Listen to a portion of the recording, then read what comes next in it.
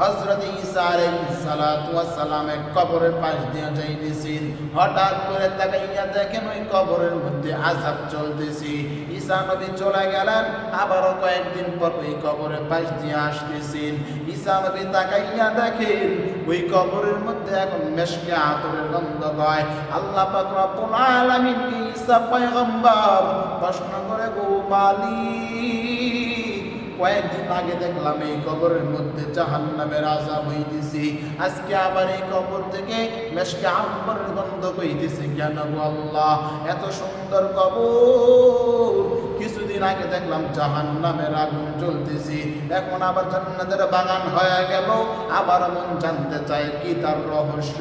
আল্লাহ পাক রব্বুল আলামিন পয়গম্বর ঈসা আলাইহিস সালাতু ওয়াস সালামকে জানায়া দিলেন, আমার আল্লাহ পাক রব্বুল আলামিন ঈসা পয়গম্বরকে জানায়া দেন, গো ঈসা নবী ভালো করে শুনে রাখো। আল্লাহ পাক রব্বুল আলামিন জানায়া দেন, ও গো ঈসা, এই ব্যক্তি যখন দুনিয়া থেকে বিদায় হয়ে যায়, দুনিয়ার মধ্যে একটা সন্তান রেখে দুনিয়া থেকে বিদায় হয়ে গেল, সন্তানটা যখন কিছুদিন পর বড় হয়ে গেল, এই ব্যক্তির বিবিধ সন্তানটাকে নিয়ে মাদ্রাসায় ভর্তি করায়া দিল।